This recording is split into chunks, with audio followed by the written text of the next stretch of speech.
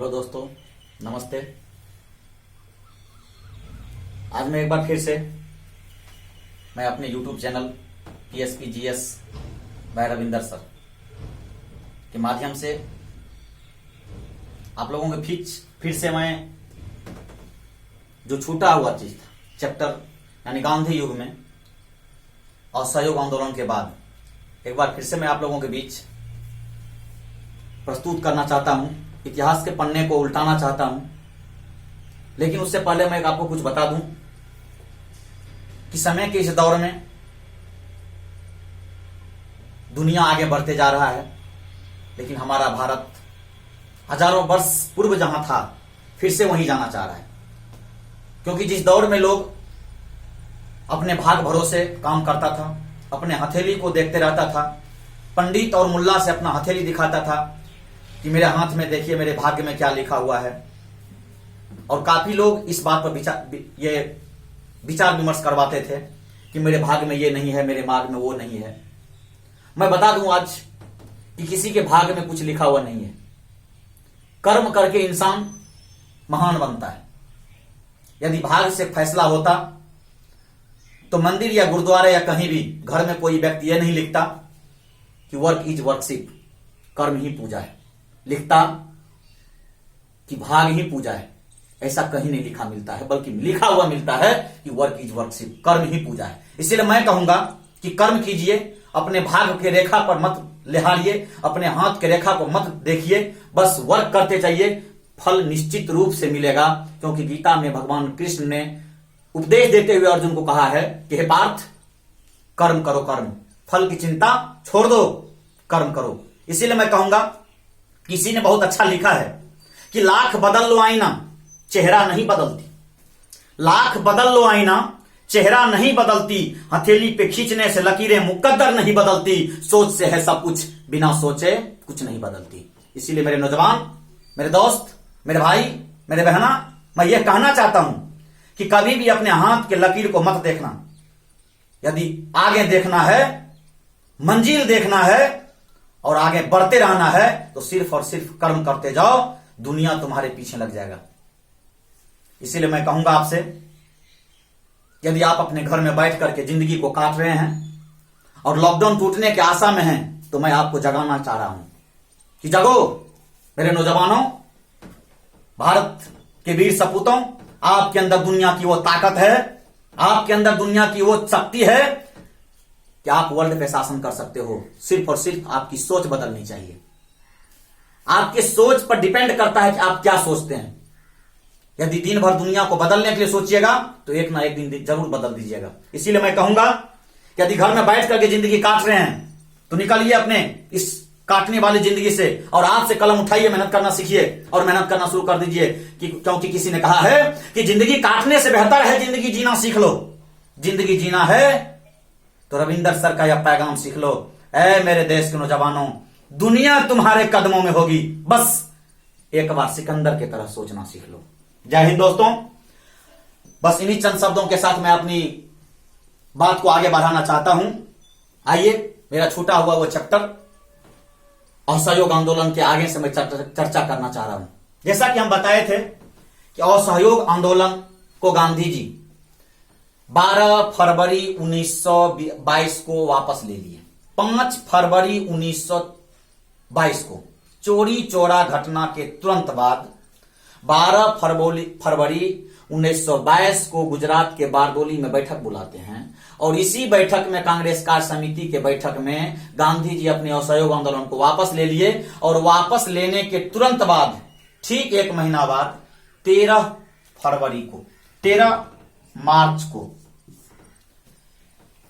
मार्च 1922 को गांधी जी को गिरफ्तार कर लिया जाता है। 13 मार्च 1922 को जैसे गांधी जी को गिरफ्तार किया जाता है, गांधी जी को जेल में बंद कर दिया गया और जेल में बंद करके गांधी जी को 6 वर्ष की सजा सुनाई गई। 6 वर्ष की। 13 मार्च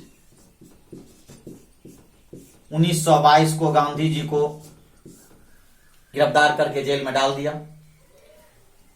6 वर्ष की सजा सुनाई गई।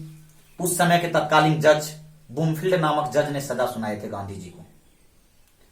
इस 6 वर्ष के सजा काटने के दरमियान गांधी जी 2 वर्ष ही पूरा था कि इसी बीच में गांधी जी पर जो मुकदमा चला, इसी बीच में 6 वर्ष की सजा काट रहे थे, लेकिन 2 वर्ष बाद ही, 6 वर्ष पूरा नहीं, 2 वर्ष बाद ही गांधी जी को 5 फरवरी 1924 को गांधी जी को जेल से रिहा कर दिया गया। अंग्रेजों ने गांधी जी को 5 फरवरी 1924 को जेल से रिहा कर दिया। रिहा कर देने के बाद गांधी जी जेल से छूट गए और जेल से छूटने के बाद कुछ दिन के लिए गांधी जी राजनीतिक दूरी बनाने के लिए प्रयास किए, लेकिन ऐसा हो नहीं सका। इसी बीच में कांग्रेस के 1924 के बेलगांव कर्नाटक में एक अधिवेशन होता है और 1924 के इस अधिवेशन में गांधी जी पहली बार एवं अंतिम बार अध्यक्षता करते हैं। जब 1924 के इस अधिवेशन में गांधी जी पहली बार और अंतिम बार अध्यक्षता करते हैं, एकमात्र अधिवेशन हुआ था गांधी जी जिसमें अधिवेशन में अध्यक्षता किए थे, वो था 1924 का बेलगांव कर्नाटक अधिवेशन। और इसके बाद गांधी जी राजनीतिक से दूर हो गए और लगातार 1929 तक दूर रहे। चलिए, मैं इस बात को यहीं विराम देता हूं कि 1929 तक ये दूर रहे, लेकिन 1924 के बाद जब पहला बार इन्होंने कांग्रेस के अधिवेशन का अध्यक्षता किए और 1929 तक ये दूर रहे राजनीतिक से, तब तक मैं इस बात को यहां पोस्टपोन करता हूं, आगे की बात बताता हूं। जब गांधी जी असहयोग आंदोलन को वापस ले लिए,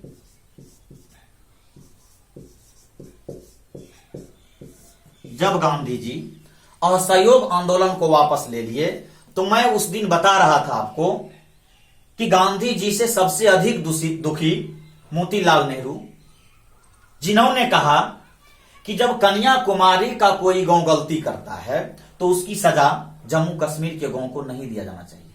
और मैं एक बात और बताया था कि सुभाष चंद्र बोस आईसीएस की परीक्षा को पास किए हुए थे और अपना कॉल लेटर वो जला दिए और कहा, मैं देश की आजादी के लिए पैदा हुआ हूं, मैं अंग्रेज का पिट्ठू बनने के लिए नहीं। और वो सुभाष चंद्र बोस जैसे असहयोग आंदोलन को गांधी जी वापस ले लिए, गांधी जी से सुभाष चंद्र बोस बड़ा दुखी हुए और दुखी होने के साथ साथ इन्होंने यहां तक कह दिया कि जब देश की जनता का उत्साह चरमोत्कर्ष पर था तो देश में आंदोलन को वापस लेना देशद्रोह से कम नहीं है। और इस प्रकार मोतीलाल नेहरू, चित्तरंजन दास और सुभाष चंद्र बोस जैसे लोगों ने कांग्रेस से अलग होने का निर्णय लिया, कांग्रेस से अलग होने का निर्णय लिया। और ठीक इसके बाद कांग्रेस से अलग होकर के एक नई संस्था, एक पार्टी बनाया जिसका नाम था स्वराज पार्टी। एक पार्टी बनाया जिसका नाम था स्वराज पार्टी। अब गांधी जी स्वराज पार्टी बनाते हैं, गांधी जी नहीं, ये कांग्रेस से अलग होकर के मोतीलाल नेहरू और चित्तरंजन दास दोनों मिलकर के एक पार्टी बनाते हैं, स्वराज पार्टी। और जब ये अलग हो गए तो अलग हो जाने के बाद इन्होंने अलग हो जाने के बाद स्वराज पार्टी बनाते हैं। और जब स्वराज पार्टी बनाते हैं, गांधी जी स्वराज पार्टी बनाते हैं, जब चित्तरंजन दास और मोतीलाल नेहरू ने मिलकर के कांग्रेस से स्वराज पार्टी बनाते हैं, तो स्वराज पार्टी बनाने के बाद इन्होंने इसका प्रचार प्रसार करना शुरू किया, क्योंकि गांधी जी को इन दोनों का कहना था कि आप आंदोलन जब इतना उग्र हो गया तो आप उसको वापस ले लिए, इस तरह से देश को आजादी नहीं मिलेगी, इस तरह से हम लोग अंग्रेज से नहीं लड़ सकते हैं। और जब इसी बात को लेकर के गांधी जी से अनबन हो गया तो स्वराज पार्टी का स्थापना करते हैं मोतीलाल नेहरू और चित्तरंजन दास, जिसमें इसकी स्थापना 1 जनवरी 1923 ईस्वी को इलाहाबाद में होता है, जिसमें चित्तरंजन दास एवं मोतीलाल नेहरू ने मिलकर किया था। यानी स्वराज पार्टी का स्थापना 1 जनवरी 1923 को 1 जनवरी 1923 को दोनों मिलकर करते हैं। जब दोनों मिलकर के इस पार्टी का स्थापना करते हैं, इसमें प्रथम अध्यक्ष बनाया गया चित्तरंजन दास को। चित्तरंजन दास प्रथम अध्यक्ष बने स्वराज पार्टी के और मोतीलाल नेहरू प्रथम सचिव बने। दोनों मिलकर के इस पार्टी का स्थापना किए और इनका कहना था कांग्रेसियों से कि आप रोड और सड़क पे आंदोलन कीजिए, लेकिन अब ये अंग्रेज ऐसे सुनने वाला नहीं है।